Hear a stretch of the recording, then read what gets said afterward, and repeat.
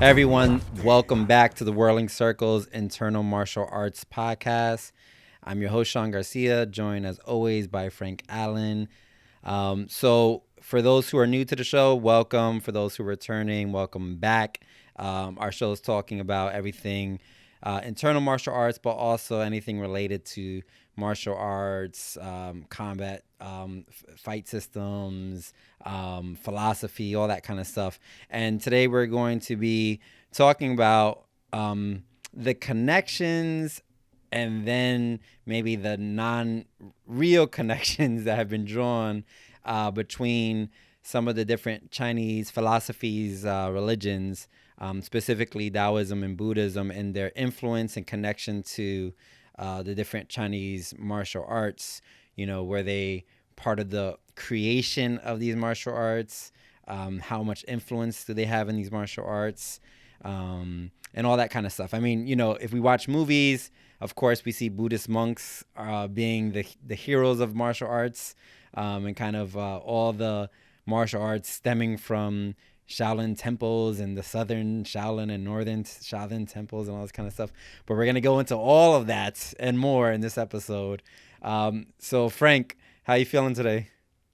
I'm fine. Good, good, Ready good, to good. go. Awesome. And I think we're getting in. I'm not sure. You know, we record these a little bit earlier than they come out, but I think this is around episode 10 for us, or like 9 or something like that. So we're getting there to the double digits. So that's very exciting. So of course, thanks to everyone for their support over these past couple of weeks and months as we've been developing this podcast. So yeah, so let's get started. So maybe before we dive deeply into the connections or lack thereof, maybe just a quick overview of Buddhism and Taoism for people who have no idea what those are and why they might even be connected at all to, Chinese martial arts. Well, Taoism is a one of the two basic Chinese philosophies slash religions, and it goes back to the age of philosophers in the spring and autumn period, the Warring States period, the 300-400s before Common Era, and a number of philosophers that wrote that all believed in the basic idea of the Tao, this place where everything comes from, everything goes to, it's all pervading, and you can't intellectualize it. The whole thing with Taoism that's real tricky is that it lies just beyond human intellectual comprehension, but just beyond, so you can get glimpses of it. I mean, the basic book of Taoism is the Tao Te Ching, and it begins with the Tao that can be spoken of as not the real Tao. So Mm. everybody that teaches Taoism begins with the Tao that can be spoken of as not the real Tao, and then we talk about Taoism forever. But but that's the basic, really one of the base that and Confucianism are the basis of Chinese philosophy, most of it, at least the ones that survived. Which has a lot of And influence on Chinese literature and all this kind of stuff, right? yeah, Confucianism, Chinese government, Yep. Chinese sociality, everything. And then Buddhism is actually an Indian system which came from and actually is an offshoot of Hinduism. And Siddhartha Gautama Buddha was a young lord who was studied the various esoteric schools of Hinduism and felt that they were not sufficient and were not what what he was trying to find. And then theoretically meditating for a long, long time, he discovered this inner peace based on compassion and a recognition of the suffering of life and how you should just learn to go with it and not accept it, and how that if you are not attached to anything, if you become unattached to everything around you, then you won't feel this pain of loss and disconnection and whatnot because you're not attached to anything. And in the meantime, you're supposed to be compassionate to all beings. They say Buddhism is founded on compassion, Taoism is founded on balance. But and then in the around um, the right around the birth of Christ, actually, Buddhism started coming to China with Indian merchants Mm, and eventually instituted itself into Chinese culture, which of course absorbed it and added its own Chinese aspects, the way Chinese do with everything. Everything shows up on its own and gets kind of China-sized. And that happened with Buddhism also. So there is, Chinese Buddhism is a little different from Tibetan Buddhism, which is a little different from Nepalese Indian Buddhism, which is a little different from Southeast Asian Buddhism. right, The Chinese had their own take on it eventually, but at its base, it's an Indian philosophy, and Taoism at its base is a Chinese philosophy right. So slash yeah, religion. yeah, and we'll definitely do some follow up episodes to dig deeper into these guys, but because of course we can't summarize Taoism and Buddhism in 2 minute blurbs, but especially Taoism. I mean, I get lost watching some of these YouTube videos on Taoism, but the I mean the influence of Chinese philosophy and Chinese religions on the Chinese martial arts undoubtedly is there because they come out of these places and they're influenced by these cultures, and so it's undoubtedly there. But in popular culture on martial arts, you see the yin yang symbol everywhere. You're wearing a version of it from the Wudang school. I think most martial artists have had a yin yang shirt or a keychain or something like that at some point. You see people wearing like Buddhist prayer beads and all this kind of stuff, and the practices of Taoism and Buddhism being practiced even in nominal levels by many martial artists. But how real are those connections between Taoism, Buddhism, and the Chinese martial arts? Well, all of Chinese culture is influenced by what they call the three beliefs or the three philosophies, which is Taoism, Buddhism, and Confucianism. And they color everything in Chinese culture. So they also color to a certain extent Chinese martial arts because it's Chinese culture. On the other end, the connection of Buddhism and Taoism to Chinese martial arts is way overplayed. And a lot of it has to do with this, a lot of other problems also with this, but the Chinese have always loved their wuxia stories, which are their martial arts stories. And it's the foundation of the wuxia books and the wuxia movies. I mean, the stories, when I was first going to Beijing in the early 2000s, there was a couple of radio stations that just had people doing dramatic readings of the wuxia stories. And that seemed to be what all the cab drivers listened to all the time when they're driving around Beijing. They're listening to these martial arts stories. And in China, to some extent, and over here to a huge extent, there seems to be a big mix up and sometimes misconception of what's a wuxia story and what's actual history. Mm, And a lot of this connection to the temples of the fighting systems and connections of the antagonism and actual wars between the different philosophies and temples. They're old wuxia stories. There isn't really that much historical background to them. In fact, I have never heard of an actual temple where all the monks trained in martial arts. You see that in the movies all the time. And I don't think there ever was such a thing. The, the thing is that in China, there was no police. In the big cities, there may be, like a sheriff type people with some things, but there was no overall police forces. And once you get out of the big cities in particular, there was nothing. If somebody wasn't bad enough to get the army interested in them, you were on your own, hmm resulting in that every town, every village, every monastery had their own defense force. You had to have a defense force, and that included the monasteries also. And some of the monastery defense forces were more famous than others.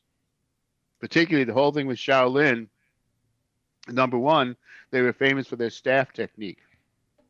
Shaolin Defense Force was supposed to have the best staff technique in China. And then the big thing was at one point, and I wish I knew, probably should have looked it up, the dates or whatnot, but at one point, there was a small invading force coming across the mountains where the Shaolin Temple was, and the emperor was busy with a much larger invading force in the south. So the emperor got in touch with the monks of Shaolin Temple and said, could you guys see if your defense force could deal with these invaders? And they said, sure. And they went up and they beat the small invading force and drove them back. They're no longer a threat. The emperor was really, really happy. They got huge commendations. They got famous. They got a lot of money to build up their temple and have a really, really nice temple.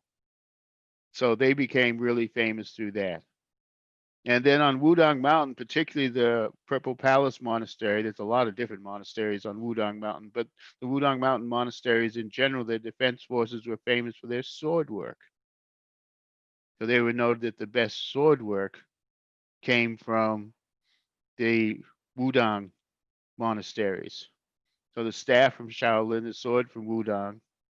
And then what would happen is a lot of village defense guys were, if you could scare the bandits, make them think that your martial arts were really, really scary, then they wouldn't attack you at all. And it saved a lot of problems.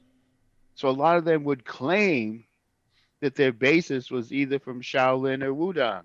Some Hmm. ancestor went to Shaolin, some ancestor went to Wudang, and our whole system is based on them. In southern China, another one was some ancestor went to Tibet, and our martial arts are actually Tibetan.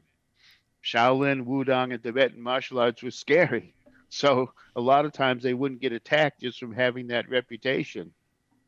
So a lot of what's claimed to be Shaolin, Wudang in the villages and whatnot was just it's practical. And when they're being dishonest, they're trying to avoid trouble. And it worked for them. And do you think a lot of people in the U.S. Who create or who continue these ideas of the real deep connections between the two, kind of perpetuating a misunderstanding, or are they knowingly trying to gain more like clout and respectability for their martial art because it's tied to some kind of Chinese philosophy and religion directly or something like that? Like, But it was some battle between spirit gods that created the system or something like that. well, I think most people here actually believe it. Yeah. They're not trying to fool anybody or trick anybody. They believe it. And of course it's been exacerbated by the fact that Shaolin Temple is hugely commercial now, ridiculously commercial, and it pushes themselves as being the birthplace of Shaolin martial arts. And the most important thing is Shaolin martial arts. I mean, there's a small city outside the temple which has you drive down the street and there's school after school after school teaching Shaolin martial arts, which are these kids in these same red outfits doing the same exercises in every single courtyard as you drive by in the morning. They've really, really pushed it. And on Wudang Mountain, they like to push, we mentioned in Taiji, this the Taiji founding story. And there's a lot of Taiji and martial arts. Of course, Wudang Mountain is named for the god of the north, who is also the god of martial arts. So there's that connection there also. But the whole thing is that the modern temples are actually going with these stories, which backs the whole thing up. And nobody says anything about it being just the defense forces. They get the idea that everybody in the temples was doing martial arts, Mm. as opposed to the defense forces were well trained, but that's what they were. All right. Yeah, when I started getting certified in yoga back in the day, um, you know, India, I mean, it's the same kind of experience where yoga was not very much a big thing to the wide population of Indians. It's not like every Indian was practicing yoga. It was actually a very small minority of yoga practitioners. It was like a little, sect of weirdo guys, right, that were practicing yoga. But now you go through many places in India and there's yoga studios everywhere that are like, we're the birthplace of yoga, and this is, this hundreds of year old yoga instructor who's now teaching, and really you go in there as a bunch of American students coughing up thousands of dollars. So you understand the hustle, but you understand too this commercialization. Can you paint a little bit more of a picture of what that looks like? Because I can't. A lot of people probably can't fathom what you mean by the Shaolin Temple being commercialized. Like, what does that look like? Are they? Is it like a McDonald's drive-through? Like, what? Not quite, but it's touristy. It's all Yeah. tourists coming and going, buying their tickets to go in, and going through and seeing all this martial arts stuff as they go through. Yeah, this whole thing of general population of China doesn't know anything about martial arts.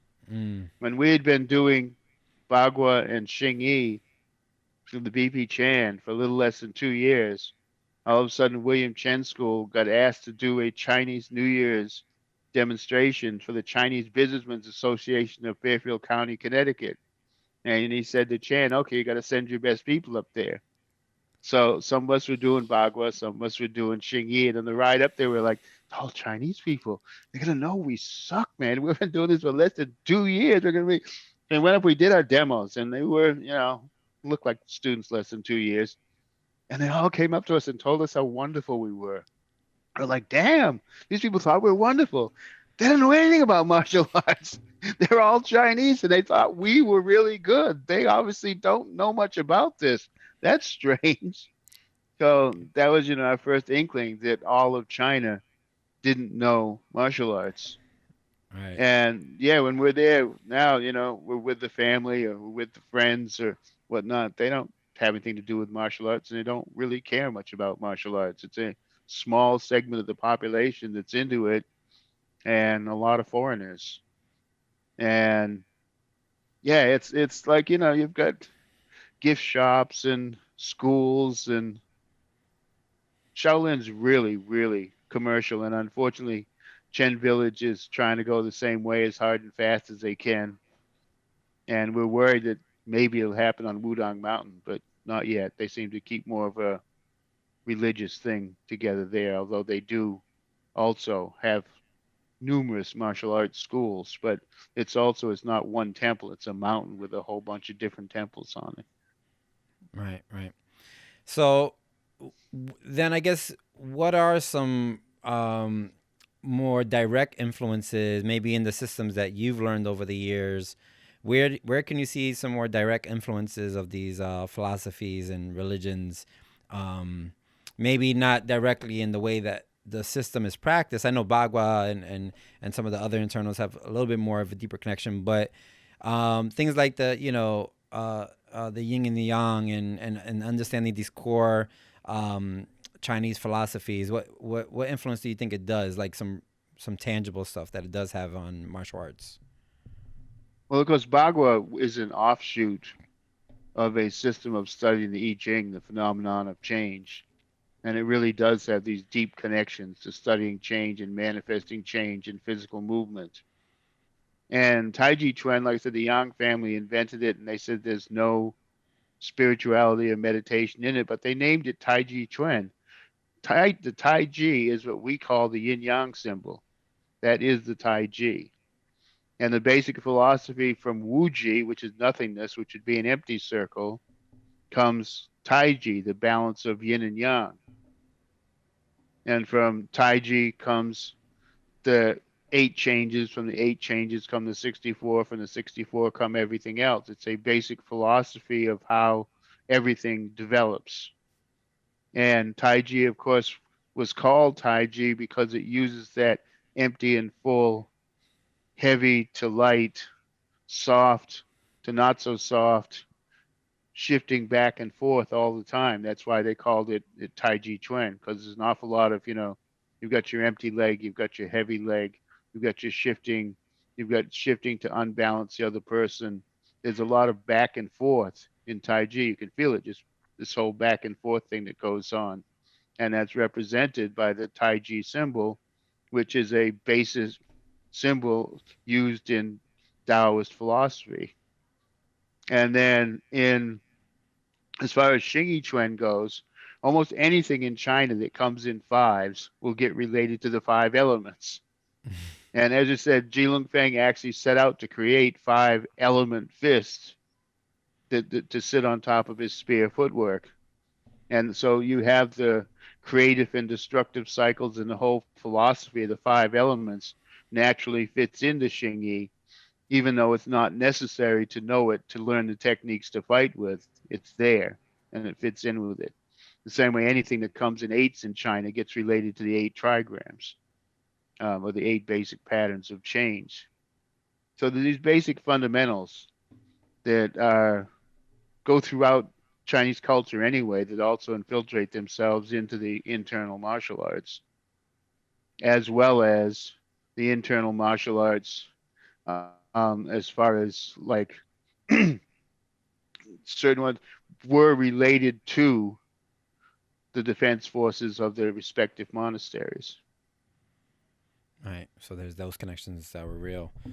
Um, Going back to the hard and soft and the with the Tai Chi especially you were talking about.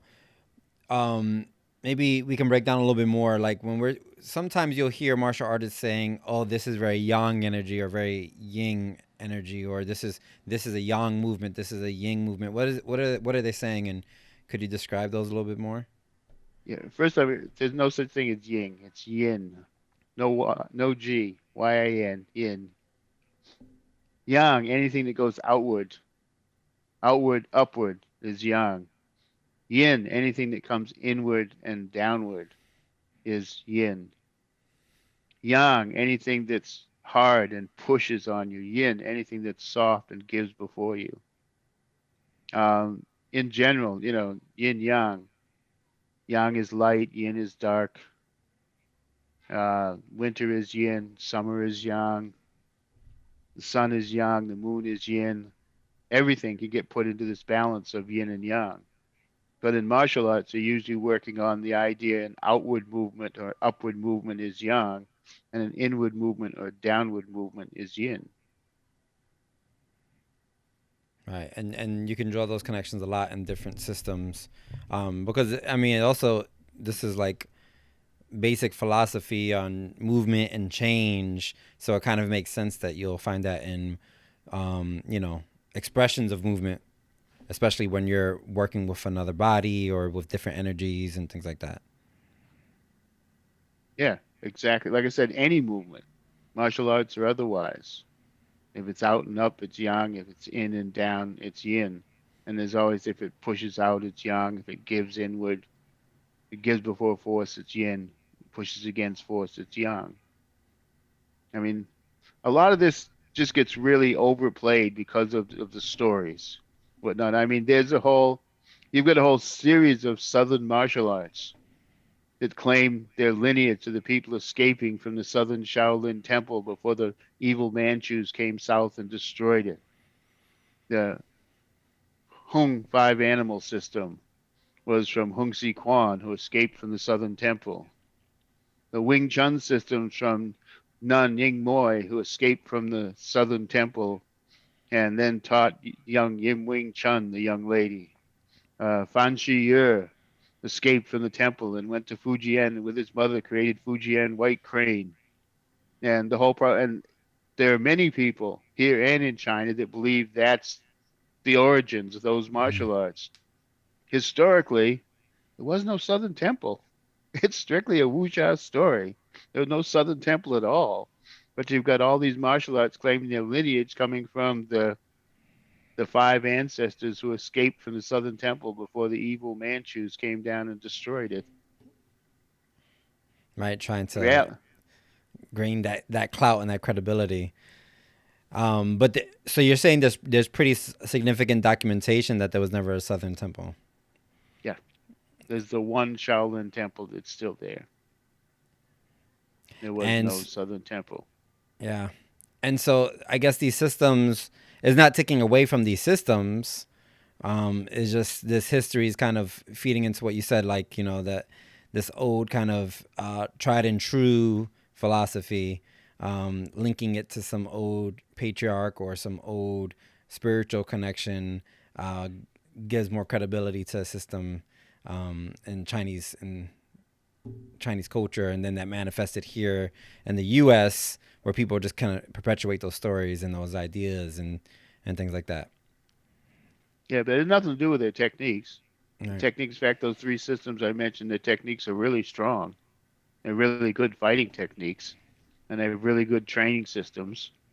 It's just, their historical background is built on an erroneous premise, but it worked because it got to call it Shaolin, and Shaolin was scary.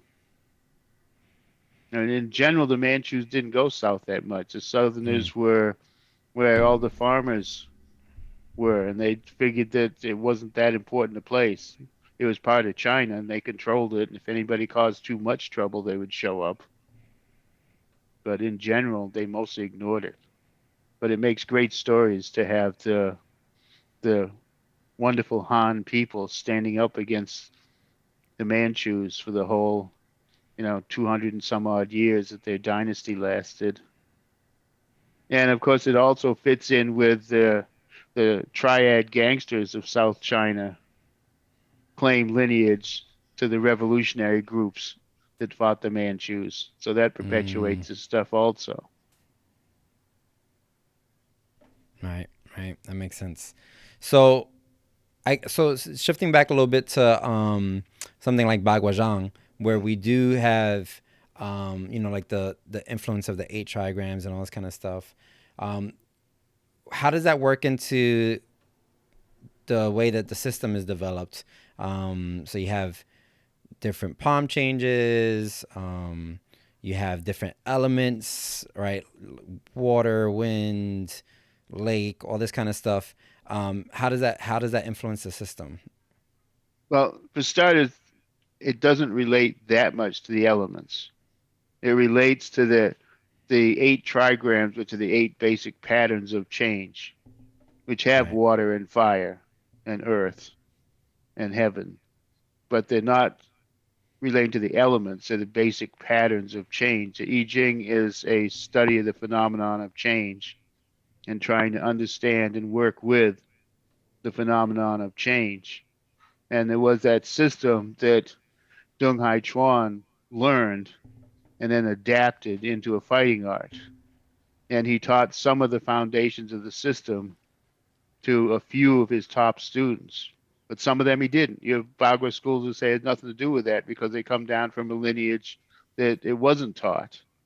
Mm. And then you have in the third generation, you have Sun Ludang, who became quite a scholar and actually went and studied with the Daoist in the Southwest Mountains. And he was the first guy to start writing about the connection of Taoism to Baguazhang and also to Tai Chi Chuan with the yin yang symbol. And he was the scholar that brought that all in, and he connected it to the I Ching studies, and he created the nine palace practices. And it was his intellectualism that added a lot of this stuff into the formal training of Chung style Baguazhang. Mm. Oh, that's interesting. And so, does these patterns of change influence the different movements that are done, or is it just kind of a associated honor to name kind of thing? We just say the number eight because of the trigrams, or is there an actual energy or pattern of change that you're feeling when you're doing, like, say for instance, the eight palm changes? Well, it depends on the system. There are many different eight palm changes and numerous different eight palm changes. I mean, I have learned, I'm not sure how many, but I teach three of them, three completely different ones. And one of them is completely based on the study of the I Ching, and it definitely works the energy change patterns. And the other people didn't set it up that way at all, didn't seem to get at it that way at all, but somehow it seems to fit anyway, Mm. that you can kind of feel that energy. And it's hard to say whether you can put the energy in and you subconsciously are putting it in there or whether it was in there, but it definitely fits. And of course, almost everything in Bagua is done in eights and 64s, so the eight trigrams and 64 hexagrams. Right. So in some systems, it kind of just fits in. But then there's some that are a little bit more influenced, drawing from these patterns of change. So what is an example of that? A system that is drawing more so from the patterns of change, and how does that manifest in the actual techniques utilized in the movement? Well, I have this one system which we teach as I Ching Bagua, which each of the palm changes is about developing the specific pattern of change, developing an outward upward pattern for heaven, inward downward pattern for earth, and oscillation of amorphous to solid for wind, a shock wave reverberation for thunder, etc. It's about developing these change patterns so that you can understand them on a physical and energetic level, so that you can study the I Ching on physical and energetic level as well as an intellectual level. At the same time, the movements also work as fighting techniques, of course, because it's Bagua. So those techniques utilize those energies in that particular system. And like I said, you can then apply those energies to the other systems with we're still not sure whether they're there and we're digging them out or whether we're creating them because we know them, but they seem to fit within the other 8 patterns of the other sets of the 8 basic palm changes that we do. And then we've got the classical Chung style 64 palms, which work with you can put the energies of the 64 hexagrams in them if you know how to manifest the energies.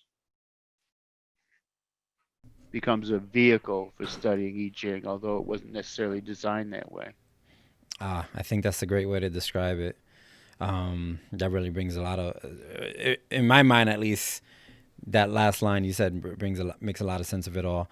Also, too, I mean, we've talked about in episodes past about, you know, a lot of our martial arts systems are also forms of moving kind of meditative states, right? This kind of like being very conscious of self, and you can draw those connections to different kind of philosophical or spiritual practices. But what I I think now too, because of the popularity of the different Chinese martial arts and their connection, whether it was real or not in the beginning, there is a lot of martial artists who start learning about Taoism and Buddhism and trying to bring that into their system. So you might have a system that doesn't have any roots in this stuff, but is taught in a very spiritual way. That you've seen that, I'm sure, a lot. Yes, and also, as I've said before, the Taoist created lying, sitting, standing, and moving meditation. And Tai Chi in particular, because of its slow, rhythmic, back and forth, in and out movements, but actually any of the Chinese martial arts, doing the forms slowly and trying to feel the intricacies of the movements, become a vehicle for allowing you to put a meditation system in them. They're not automatically meditation, but when you can do your form and meditate simultaneously, then they become moving meditation. And you could, with enough practice, do that with most of the forms. So it's a combination of folks studying these different philosophies, also doing some study of the energetic kind of, tapping into that stuff, and then utilizing their martial art as a vehicle to get further into those practices. It sounds like a little bit of a combination of them all. And is there, if someone is trying to bring more of this kind of moving or standing meditation into their martial arts practice, does their martial arts practice look different, or are they just like clearing their mind? Like, what are they moving slower? Like you were saying, is it can you move Well, fast and still get into a meditative state? it's tricky, can be done. But the thing is, most Asian martial arts have a meditative content. But, it's usually a side practice that then is supposed to be fit into their system on a certain level, which had to do simply with somewhere along the line, a teacher wanted to remove the fear factor, Mm. and the fear factor led to the hesitation factor. and he wanted to take the hesitation out of his students fighting. And if you could get them in a meditative state that would remove the fear, you remove the fear, you remove the hesitation. And therefore, many, many Asian martial arts have a meditation adjunct study to them. I know a lot of the Japanese do. Some of the Korean systems do. Some of the older Korean systems, almost all the Chinese systems, to a certain extent, have a meditation aspect, but it was designed specifically to remove fear and the resulting hesitation. But it's there at the base of almost all the systems. It's just a matter of how far you want to take it, how important you want to make it, and whether you want to actually connect it to a complete system like Buddhism or Taoism, or whether you want to just use it for what it was originally designed for, to be able to clear the mind, remove the fear. Mm.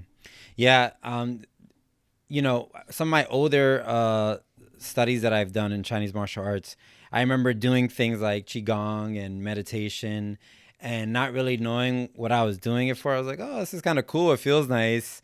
And there was always this talk of like building up my chi, and I was just like, oh, what are they talking about? But it definitely had benefits. And I was like, okay, maybe at a young age it was giving me more alertness. Maybe I was more alert of my surroundings because I had done this meditative work, and so now I could be more perceptive to things around me. Or maybe it was doing some qigong practices that had me going through postures that articulated my joints in great ways for health, and stimulated some of my internal organs so that I was living a healthier lifestyle and all that kind of stuff. But I couldn't really draw the connection as a young martial artist to like chi development and my actual practice.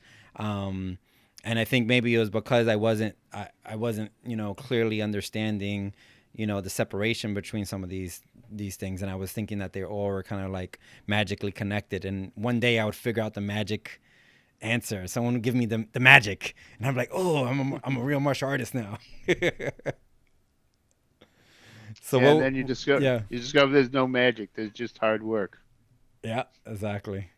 Exactly, and as you get older, it's just all hard work. It reminds me though that there, in going back to my yoga studies, my main system that I ended up uh, studying in was Iyengar yoga, and Iyengar really talked about how yoga was not in itself a spiritual practice like many people made it out to be, but that many of the positions that you would find yourself in your practice, and the physical things that you were doing to your body would become, like you said, a vehicle, facilitate conversation, that you could have a more spiritual connection with yourself, with your surroundings, with others. And that kind of taps into what you were saying about is reminding me of this whole thing of it being potentially a vehicle for tapping into some of these philosophical ideas. So what would you say to folks who are trying to, you know, um, maybe learn more about Chinese philosophy and these different things and connecting it to their martial arts? How could they go about that? Well, you have to study the philosophies and see how they connect, or find a school where they actually connect them within the school. But you want to study Buddhism, you want to study Taoism, you want to read the text, you want to do the meditative practices. And it's just like studying Buddhism or Taoism in general. It's just then you're trying to connect them to your martial arts if your school isn't doing that already. And recently, you started a series of classes on Chinese philosophy. Um, what's your thought process as a martial arts instructor of teaching Chinese philosophy, and what do you hope that it'll do for your students? We're trying to get them to understand the philosophy of the country and era that their martial arts come from. We're already doing a bit of it in that we had already had the Bagwas and moving I Ching for I Ching studies. And one of our meditation classes Wednesday morning, we was at certain points spending time meditating on the Tao Te Ching, and the Saturday meditation process. We've been working on some alchemy. So this is just adding an overall view of philosophy, looking at some of the other philosophical schools besides Taoism and Buddhism, and looking at the roots of Taoism and how the philosophy actually took place before anything coalesced into an ism, and just helping people to understand what this primary roots of everything in China is and how it can relate to their martial studies. Awesome. And that class is happening on Wednesday nights? Yes, Wednesday at 7. Wednesday at 7, yeah. We're recording this a little early, so we're like, yeah, Wednesday at 7 is when it's happening. Um, do you think there's any danger of connecting some of these philosophies and religions to the martial arts if they're not really inherently there? Do you think there's any danger for the practitioner, like kind of None, living none? Yeah, none, none it's just more whatsoever. so understanding It, some of the real history and then doing some of the real study. yeah, just adding knowledge and practice, but there's nothing that could be dangerous. Awesome, cool. Yeah, so I think we're set to do a whole show on Taoism for sure. You also wrote a short book on Celtic Taoism. Can you give us a little bit of an intro about like what that is and what folks can look forward to if when we do the show about that?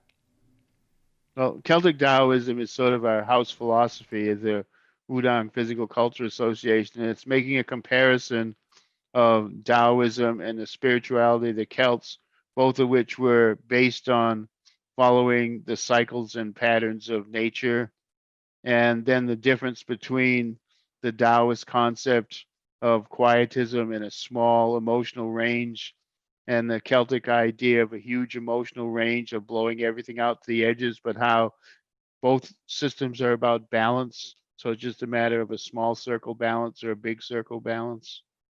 And then we get into different aspects of correlations of this stuff within the general idea of Celtic Taoism. Awesome. Yeah, and so we'll be doing that show soon for sure.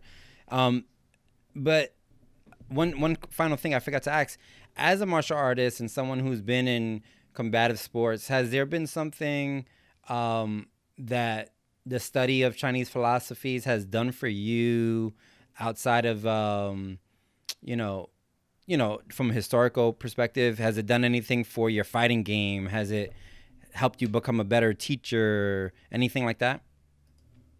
Well, in general, it's helped me calm down and focus a lot. I mean, as a young person, I was a nervous, skinny, believe it or not, you know, little move all the time, think too much, think too fast, and not do anything completely. And it has really helped the idea of slow down and focus.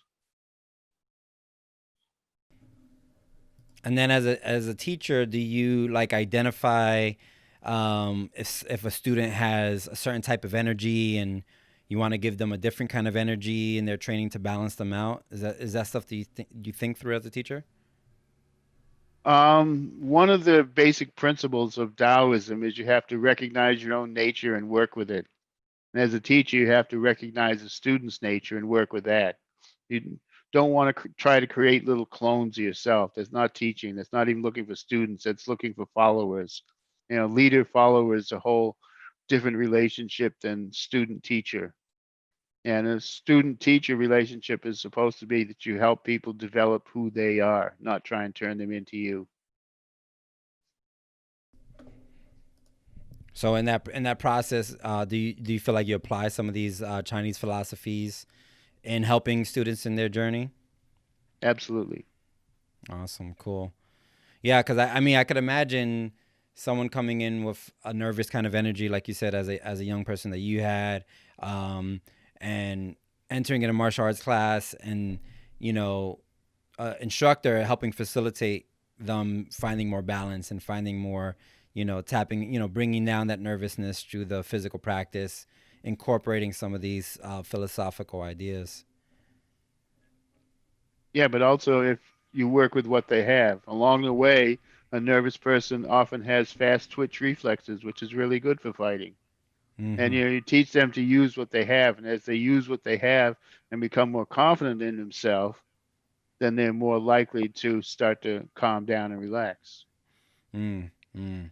Yeah, because part of this process of change is not necessarily becoming a new person, but like you said, identifying who you are, who you truly are, your strengths and weaknesses, and kind of finding some peace and balance and calm in that reality, right? Yes, Yeah, that makes sense. absolutely. Awesome, cool. So yeah, so like we said before, if people are interested in learning more around Chinese philosophy and potentially learning more about the Daoism and all this kind of stuff, we're doing this Chinese philosophy class on Wednesday nights live on Zoom. It's it's a lecture based class, right? It's not people aren't are they doing any kind of standing meditation or anything like that in the class? We'll see how it develops. It'll probably be some meditative aspect, but it'll be lecture and discussion. Right. Because you're doing some other classes throughout the week that do that kind of stuff, right? Yes, we've got Wednesday morning at 8 and Saturday afternoon at 1 are meditation-based classes. And we're doing are you doing a lot of standing work in these classes or moving Primarily meditation? seated, primarily seated meditation. Occasionally we do standing and moving, but it's been primarily seated meditation. Yeah, that's awesome. Yeah, I remember my first introduction to Bagua was a standing meditation practice for like 30 minutes. And I was like, this is cool, but I don't know what this is. This is John taking me through. He's like, no, no, no, we got to do the standing work. He's like, Frank says no one's going to like it. And I was like, oh, okay, let's do the standing work. You think most students Yeah, are into that kind of stuff these days? most students hate it, and when you're making a living at it, you tend to shy away from it because too many of them quit. But Yeah. like, when I started, well, like I said, we had to convince our commercial teachers that we wanted to do it, and then they would teach us. But from my beginnings in the Lower East Side, you started out standing for 20 minutes and worked your way up to an hour. And that was just basic training that you're supposed to do before you moved on to too much else. Yeah. Then my first teacher, Jan the Iron Man Lang, primarily we did standing and sparring. A few other Mm, things, but mostly standing and sparring. mm. Tons of benefits. So if people are not into it, tons of benefits. So give it a chance for sure. All right, cool. So yeah, so we'll in the show notes we'll of course have the email address of Tina, who you can contact if you're interested in participating in any of these meditation classes or the Chinese philosophy classes. Learning about the links between, Bagua, for instance, and the I Ching. Those are all great things that you can take advantage of. So if you contact Tina directly, she'll give you the info on how to register and join the live Zoom classes. And then for those again who are new to our channel, if you're digging the stuff that we're talking about, again, subscribe to the show, subscribe to the channel, drop a click the little bell so you get the notifications when we're launching these things on Wednesday nights. We're going to keep pushing them out and creating great content. If there's any subjects or topics that you think that you want us to tackle, definitely leave us a comment and we'll take it into consideration for sure. And if you haven't already, drop a review on iTunes. Those help us so much. And even if you're not a Apple subscriber, you can still create a little temporary Apple password and log in and drop us a review. All reviews are welcome, but definitely, we like those positive reviews. Those help us out a lot. So drop us some kind words if you can, and we'll talk to y'all all next week. Thanks so much, Frank. Thank you. All Have a right, good week, Sean. you too.